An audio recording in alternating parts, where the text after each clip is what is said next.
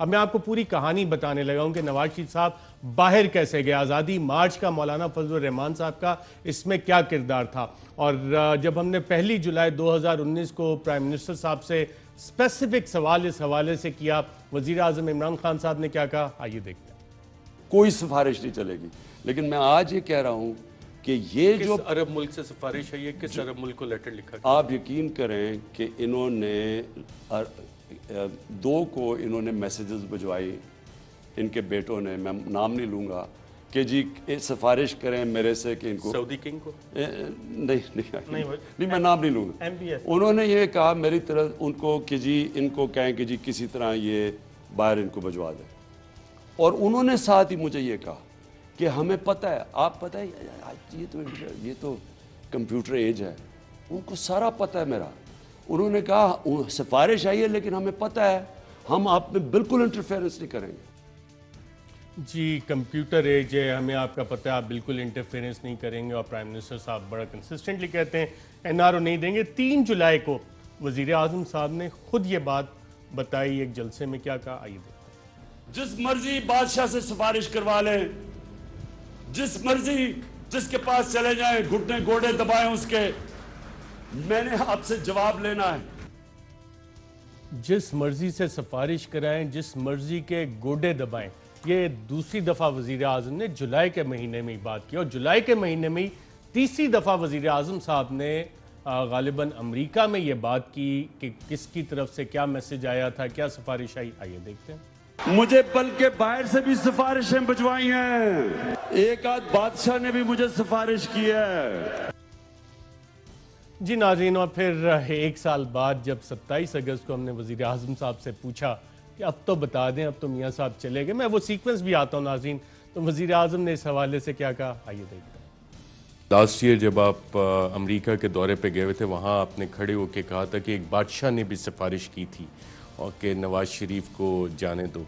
वो बादशाह कौन थे और उसके अलावा किस किस ने सिफारिश की थी कि नवाज़ शरीफ को छोड़ दो?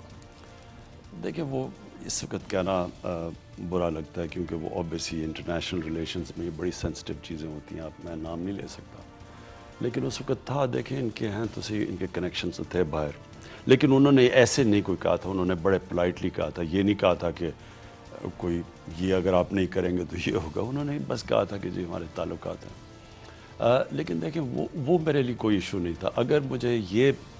अगर मुझे मेडिकल ओपिनियन ये ना कहता कि इनकी जान खतरे में है, मैं फिर कभी ना अलाउ करता। लेकिन मेडिकल ओपिनियन जब आना शुरू हुआ, उस वक्त हो क्या रहा था? उस वक्त नाज़रीन एक आज़ादी मार्च था, आज़ादी मार्च चलना शुरू हुआ, क्योंकि वज़ीर आज़म तो एनआरओ देने के चक्कर में नहीं थे। उन्होंने बादशाहों को इनकार कर दिया था, जिनके ये गोडे गिट्टे दबा रहे थे, उनको वज़ीर आज़म ने कहा कि जी मैं नहीं जाने दूंगा ऐसे। तो फिर आज़ादी मार्च आया इस्लामाबाद में, और 31 अक्टूबर को माफ़ कीजिएगा, आज़ादी मार्च यहाँ पे पहुँचा। आज़ादी मार्च जब आके यहाँ पे बैठ गया तो 7 नवंबर को शरीफ मेडिकल कॉम्प्लेक्स, वहाँ से खबरें आना शुरू हुई और फिर एक रिपोर्ट जनरेट होती है कि मियाँ साहब की हालत बहुत ख़राब है, प्लेटलेट्स बैठना शुरू हो गए। और अगले ही दिन मौलाना फजल रहमान साहब को ये पता लग गया कि मियाँ नवाज शरीफ साहब को हुकूमत रिलीफ देने लगी है। अब मौलाना फजल रहमान साहब को ये अश्योरेंस किसने दी कि जनाब आप ये धरना जैसे ही उठाएंगे, मियाँ साहब का नाम हम ECL से हटा देंगे। 8 तारीख को, 8 नवंबर, 7 तारीख को शरीफ मेडिकल कॉम्प्लेक्स की रिपोर्ट आती है, 7 नवंबर को, 8 नवंबर को मौलाना फजल रहमान साहब ये खुशखबरी बताते हैं नून लीग के फॉलोअर्स को कि जनाब हमारी आज़ादी मार्च का मकसद पूरा हो गया है, मियाँ नवाज शरीफ साहब को आज़ादी मिलने लगी है। आइए देखते हैं। मैं तो समझता हूँ कि हमारे इस आज़ादी मार्च की कामयाबी है कि हमारे हलीफों को अब हुकूमत रियायत देने पर आ गई हैं। कुछ थोड़ी सी पसपाई दिखा रही हैं हुकूमत और उनके इदारे। तो अगर आज़ादी मार्च से हमारे ही दोस्तों को कुछ रियायतें मिल रही हैं तो मैं तो उनको मुबारकबाद पेश करूंगा और इसको आज़ादी मार्च की एक जुज़वी कामयाबी सही लेकिन कामयाबी करार दूंगा। जी नाज़रीन, तो आज़ादी मार्च की ये जुज़वी कामयाबी थी। अब भी जब हम प्रोग्राम कर रहे थे तो उस वक्त इतलात ये थी कि मौलाना फजल रहमान साहब मरियम बीबी से लाहौर में मुलाकात कर रहे हैं। और जब ये वाली खुशखबरी और जुज़वी फ़तह का ऐलान किया मौलाना फजल रहमान साहब ने, तो हुकूमती कार्रवाइयाँ भी शुरू हो गई, मेडिकल बोर्ड्स वगैरह भी बन गए। और फिर 12 तारीख से पहले भी एक दिन आता है, उस पर भी बताऊंगा कि क्या कार्रवाई हुई।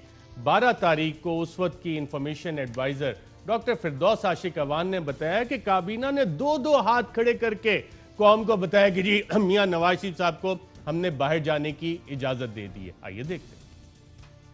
अक्सरियत जो थी ऑलमोस्ट 85 to 90% वो हमायत में थे। मैंने 5% का इसलिए किया कि कुछ ने 2 दफ़ा हाथ दोनों के साथ हाथ उठाया था, तो मैंने अक्सरियत के साथ डाला।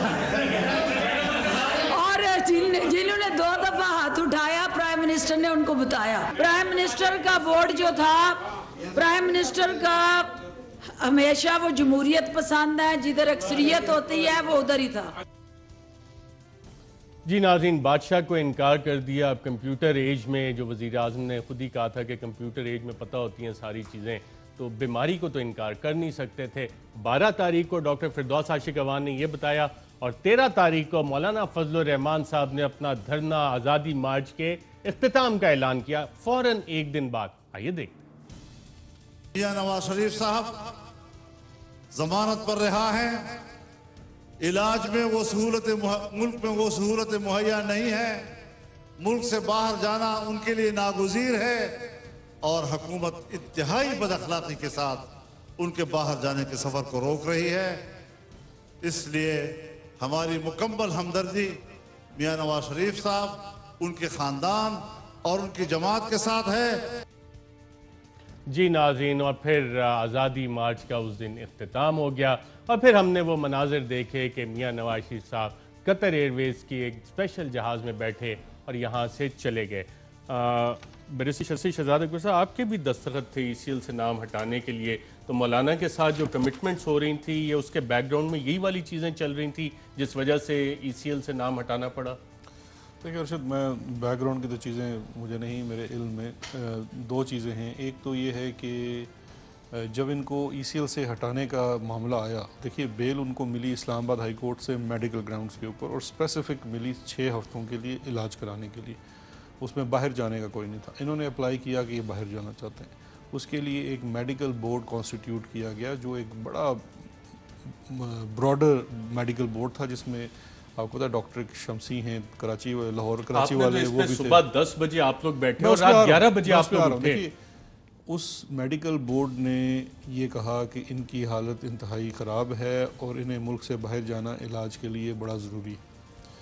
उस मेडिकल बोर्ड के बाद जब ये चीज़ हमारी ECL की कमेटी के पास आई, जिसमें लॉ मिनिस्टर उसकी सरबराही कर रहे हैं, मैं भी उसका मेंबर हूँ और इंटीरियर मिनिस्टर, हमने इस कमेटी को एक पूरे प्रोसेस के तहत चलाया। इस कमेटी के अंदर इनके वकला को भी बुलाया, बोर्ड मेडिकल बोर्ड पंजाब के होम डिपार्टमेंट मेडिकल बोर्ड को बुलाया। मेडिकल बोर्ड के जो सरबराह थे, मुझे उनका नाम भूल गया, जो डॉक्टर हैं, वो सिम्स के हेड हैं, उनको बुलाया। उनको बाकायदा डिटेल्ड क्वेश्चन किया गया and he stood by the report. Doctor Adnan Khan नहीं, अदनान खान जो है ये इनके doctor Umar Randhawa additional director of SNAP थे, कमर शहजाद फाफड़ा deputy director operation NAB, Momin Agha secretary specialised health care, doctor Mahmood Ayaz principal of Sindh and head of official medical, जो ऑफिशियल मेडिकल बोर्ड के head थे, उनको क्वेश्चन किया गया। उन्होंने भी इसको कहा, बड़ी डिटेल डिलिब्रेशन हुई। इसमें यह भी लिखा होगा कि सुबह से लेकर शाम तक हमारा सेशन हुआ। शाम तक नहीं, रात 11, सुबह 10 बजे से रात 11 तक आप लोगों ने मेहनत की भेजने के लिए। नहीं देखिए, ये भेजने की बात की जा सकती है। जब इस पूरी मेडिकल बोर्ड की डिलिब्रेशंस हमने सुन ली, पूरे दोनों तरफ के आर्गूमेंट्स सुन लिए, हम अपनी सिफारिशा, ये कैबिनेट की सब कमेटी है, हम अपनी जितनी भी ऑब्जर्वेशंस थे वो अब कैबिनेट के सामने लेके गए। मैंने और फ़ारूक नसीम साहब दोनों ने हमने उसको कैबिनेट को ब्रीफ किया कि हमने डिटेल डिलिब्रेशंस की हैं, उसके मुताबिक इनको ये मर्ज़ है, इसका इलाज बाहर से हो सकता है, मेडिकल बोर्ड इनको सपोर्ट कर रहा है और ये अब इसके बाद फ़ैसला कैबिनेट ने करना है। अच्छा, जब वहाँ पे जब डिटेल डिस्कशन हुई और जिस तरह ये फिरदौस सारा कुछ हो गया, मैं अब इसमें एक चीज़ ऐड करना चाहता हूँ। कैबिनेट का डिसीजन क्या था? कैबिनेट का डिसीजन था कि इनको बाहर जाना दिए जाए, इनसे श्योरिटी बॉन्ड्स लिए जाएं 7 अरब रुपए के, क्योंकि उस वक्त भी डिस्ट्रस्ट था, हमें डिस्ट्रस्ट था। अगर हम किसी के कहने पे ये कर रहे होते, कुंडी तो आप लोगों ने खोली ना, फिर वो दरवाजा खोल के निकल देखिए हमने तो उसमें एक शर्त लगाई। अच्छा, जिस मेडिकल बोर्ड का आप कह रहे हैं ये सारी चीज़ें, वज़ीर आज़म ने हमारे खुद इंटरव्यू में कहा कि जनाब हमें आंखों में धूल झोंक के नवाज शरीफ साहब बाहर चले गए और प्राइम मिनिस्टर को रिग्रेट है, एम्बेरस फील करते हैं।